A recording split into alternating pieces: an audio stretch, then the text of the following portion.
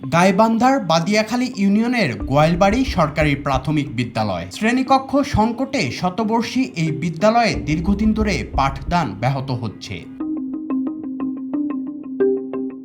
বর্তমানে বিদ্যালয়টিতে মোট ১৪২ জন শিক্ষার্থী আছে।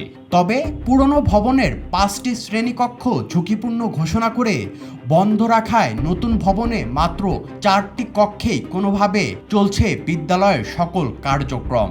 এর মধ্যে ৩টি কক্ষে পাঠদান এবং একটি কক্ষ অফিস হিসেবে ব্যবহৃত হচ্ছে। বিদ্যালয়টির এক সহকারী শিক্ষক বলেন, বর্তমান যে ভবনগুলোতে ক্লাস নেওয়া হচ্ছে সেখানেও বৃষ্টি হলে ছাদ দিয়ে পানি পড়ে, আবার অনেক সময় ভবনের পলেস্তারা খসে শিক্ষার্থীদের গায়ে পড়ে বলেও জানান এই সহকারী শিক্ষক। শিক্ষাদান করার সময় এই ক্লাসে অনেক ত্রুটি দেখা যায়, সেটা হচ্ছে ছাদ থেকে পানি পড়ে। আর দ্বিতীয়ত কথা হচ্ছে ছাদের যে প্লাস্টার, সেই প্লাস্টার খসে শিক্ষার্থীর গায়ে পড়ে। এতে ক্লাসটার বিঘ্ন সৃষ্টি হয়, শিক্ষার্থীদের অনেক আতঙ্কে থাকে।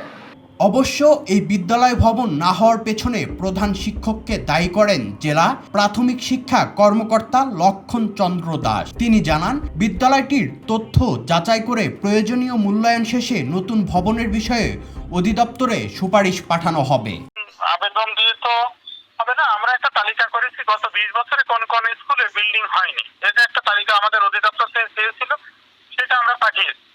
আর এই স্কুলে বিল্ডিং না হওয়ার প্রধান কারণ যেটা বলে, সেটা প্রধান শিক্ষকের অজ্ঞতা আমার মনে হয়। যেটা যে আমাদের একটা সফটওয়্যার আছে, আইপিএম সফটওয়্যার, এই সফটওয়্যারে বিদ্যালয়ের যাবতীয় তথ্য প্রতি বছর আপলোড দেওয়া হয়, আপডেট করা হয়। এটা আমরা আগে ম্যানুয়ালি করতাম, গত 10-11 বছর হলো আমরা এটা অনলাইনে করছি।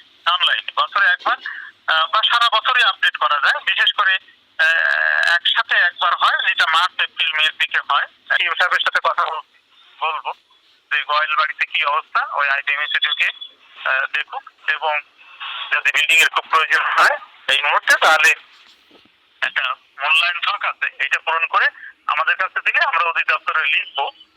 এই অনুযায়ী বিল্ডিং হবে এটা আশা করা যাচ্ছে না, তারপরেও এটা করব। নিরাপদ ও পর্যাপ্ত শ্রেণীকক্ষের অপেক্ষায় বিদ্যালয়টির শিক্ষক শিক্ষার্থীরা। দ্রুত প্রয়োজনীয় ব্যবস্থা নেবে সংশ্লিষ্ট কর্তৃপক্ষ, এমনটাই প্রত্যাশা তাদের। National desk, the financial express.